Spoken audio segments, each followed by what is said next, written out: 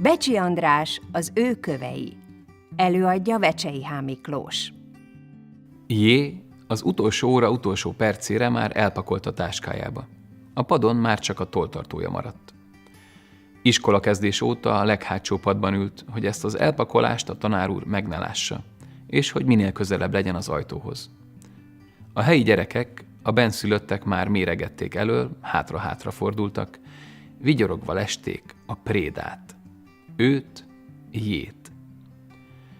Júliusban hozta őt ebbe az alföldi faluba Budapestről egy hajnali vonat, amely se gyors, se sebes, se személy nem volt, inkább olyan kis tehervonatnak nézett ki, ami csak falvakban állt meg, és minden faluban hagyott egy vagont maga után.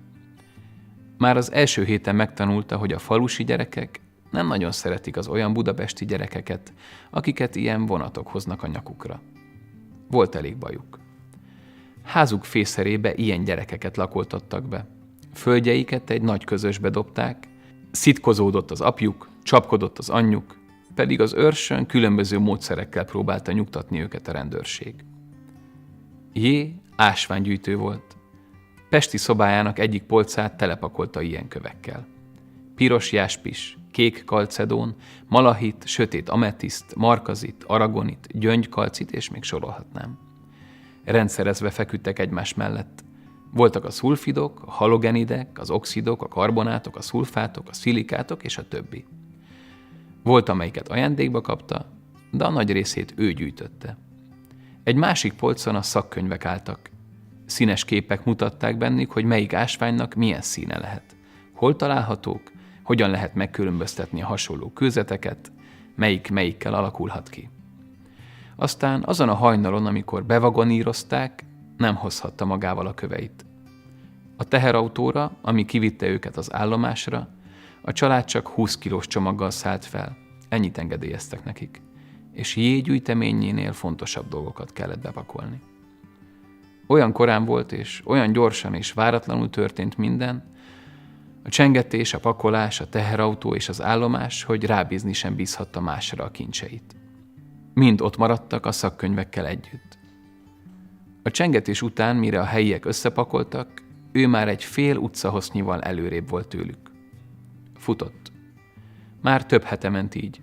Gyorsabbnak és fürgébbnek kellett lennie mindegyiküknél. Szerencsére nyurga gyerek volt, és már Pesten, tavaly, 6 évesen is osztályelső volt atlétikából. Hé! Kiáltott utána az egyik bennszülött. Félsz? Nagy röhögést hallott, majd elnémult az utca. Aztán a földút neszezni kezdett mögötte.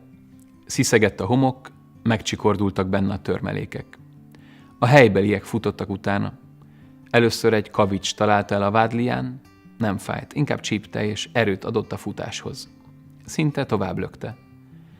Néha megállt a vadász sereg, valamelyik elordította magát, hogy célra tarts! Aztán záporoztak a kisebb kövek. A faluban kevés házzal megpakolt, rövid utcák voltak, de az ő utcája hosszú volt, mintha odaépítkezett volna a legtöbb ember, és leért egészen a temetőig. A legutolsó ház portáján álló kocsiszínben lakott, messze a főtértől és messze mindentől. Jó sokat kellett futni a hazáig. A fiúk egy idő után rájöttek, hogy a kavicsok alig érnek célba, csak néhány találja el Jét, és azok sem okoznak különösebben nagy fájdalmat. Így nagyobb, nehezebb köveket kerestek. Volt, aki egy negyed téglát markolt meg. Aztán újra üldözőbe vették Jét, aki egyre távolodott a csapattól. Dolgoztak az inak, húzódtak az izmok, hajításkor lassítaniuk kellett, fájt a válluk, végül lelemaradtak.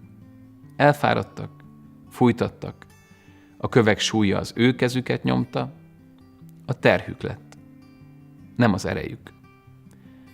Jé szerette ezeket a nehéz köveket.